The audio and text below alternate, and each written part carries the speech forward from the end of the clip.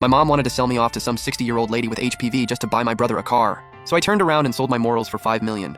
But the money barely hit my account before my mom came rushing over, telling me to go turn myself into the cops. Su Jingchen, your brother drove drunk and hit someone.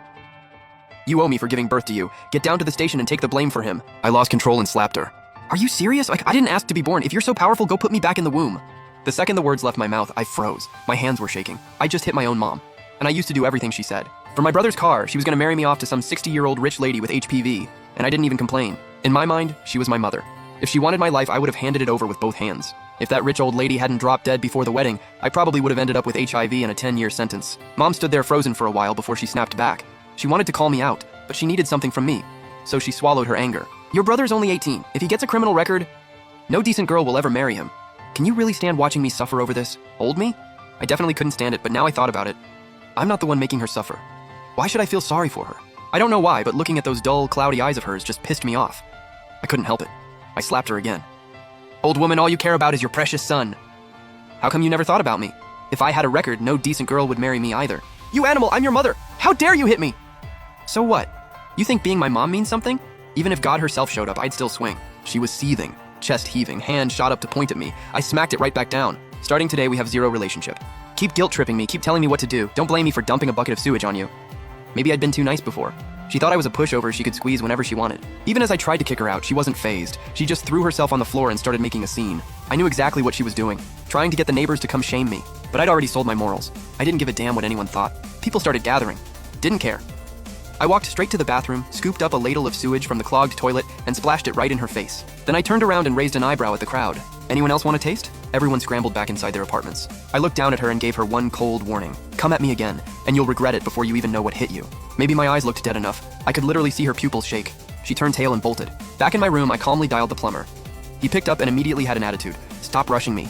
I said I'm coming, didn't I? Every single day, you're just the worst. I called him 2 days ago. Not a single sign of him. He was used to walking all over me. Not anymore. Think you're the only plumber in town? Tomorrow when I call, it'll be to tell you not to bother coming.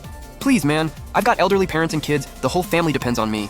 Say something, bro. I was wrong. I'm seriously, genuinely wrong.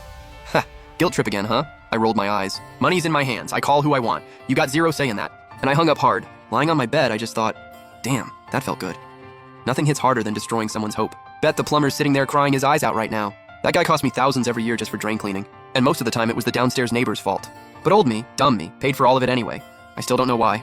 The second anyone pulled the morals card, I'd just cave. Every single time. If it wasn't for pawn shop number 8, I'd have let people lead me around by the nose forever. I let out a sigh. My mind drifted back to the day before. That afternoon, a rosy-faced old man got on the packed bus. I was exhausted from a full day of work, but I dragged myself up and gave him my seat. No good deed goes unpunished. Right before he got off, he snatched my wallet, so I chased him, and somehow ended up in front of this old-fashioned building I'd never seen before. At a rosewood tea table sat a woman in a red cheapao. Welcome to pawn shop number 8. I already know your situation.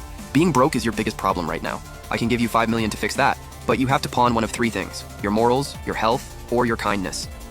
I'd seen pawn shop number 8 on TV before. I knew they don't do bad deals. Sure, $5 million would solve a lot, but I didn't want to go down that road, because people are greedy by nature. I was scared that once I started, I'd end up pawning my whole soul. Right as I was about to turn it down, my uncle called.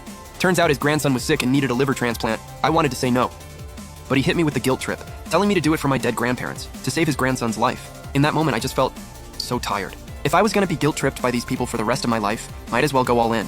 So I pawned my morals. I thought it was all in my head. But when I walked out of pawn shop number 8 and tracked down the old thief, after I dragged him to the police station, I knew it was real. Because old me, the moment he knelt down crying about how hard life was, I would have caved. On the way home, I ran into a woman whose face was unfamiliar, but somehow felt like someone I knew. Congrats, you've broken free from the guilt trip curse. I was about to ask more, but she just vanished.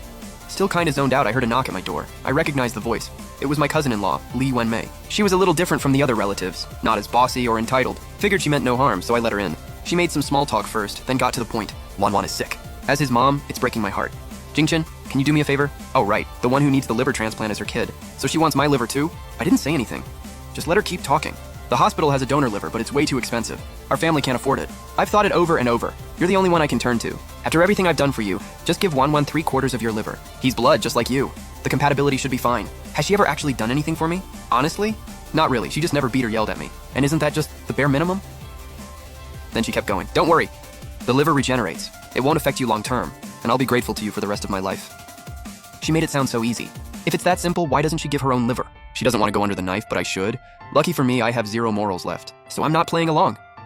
I gave her a cold look. I'm not even Wanwan's dad. Why would I give him my liver? Wenmei, I'm not gonna sugarcoat it. You are the most shameless person I have ever met. You hand me a few old clothes your husband didn't want anymore, and now you think you're entitled to my liver? Wake up, you're dreaming. Oh, so you've changed. You're not scared I'll post in the family group chat and call you heartless? Ha! Go ahead.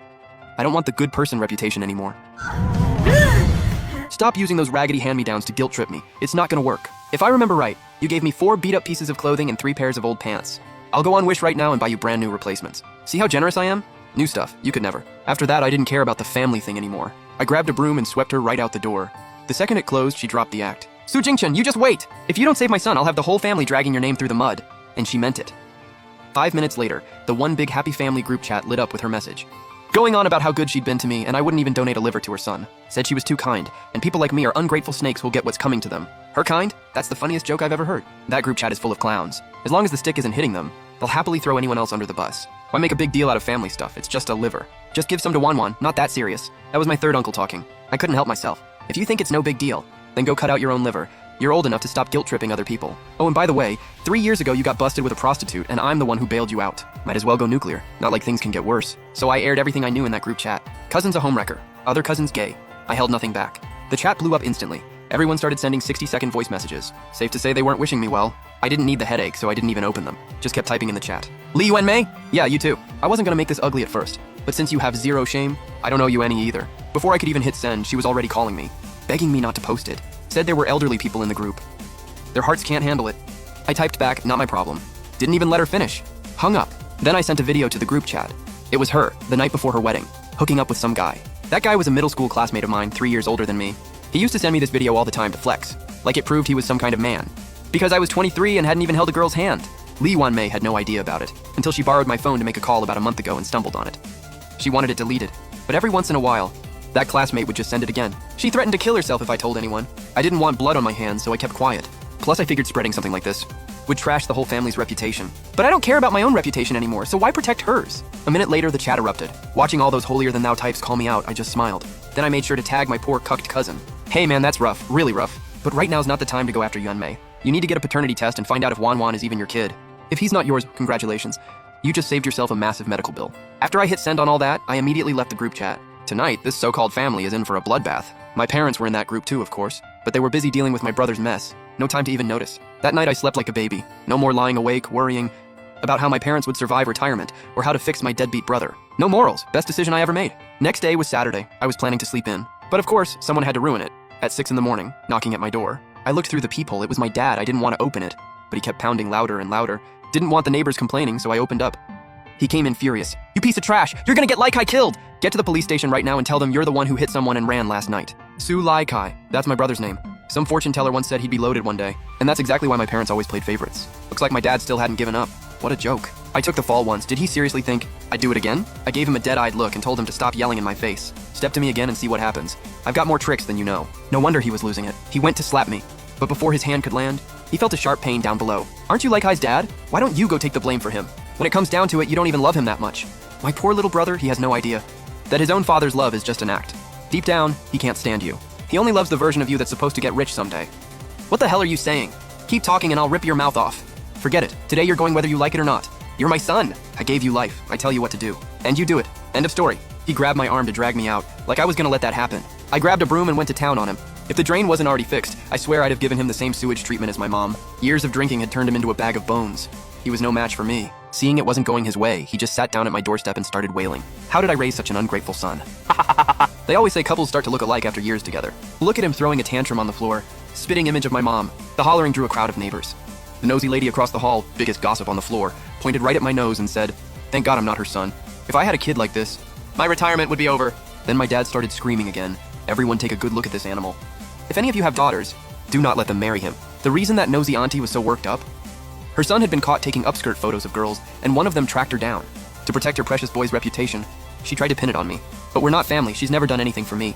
Guilt trips don't work on me. When I turned her down, she's had it out for me ever since. And now that she finally had a chance to trash my name, of course she wasn't gonna miss it. I just laughed it off. Let her talk. Honestly, the bigger the audience, the better. People are always scared of running into someone with even less shame than them. She had nothing left to say. I smirked and turned to the crowd. Hey everyone, bet y'all didn't know this. This auntie is pregnant with her own son-in-law's baby. And no, it's not IVF. What can I say? Her son-in-law's got money. I couldn't hold back the laugh. Yeah, her daughter can't have kids. She was terrified her son-in-law would leave her daughter over it. So she stepped in herself. One day their door wasn't closed all the way, and I caught the whole thing. By the way, this auntie has an unmarried son at home. Ladies, if you're single, eyes open wide on that one. She was panicking in front of everyone, obviously. She was about to make up some excuse. I leaned in close and whispered, I've got the whole thing on video. Her and her son-in-law. She filmed it herself.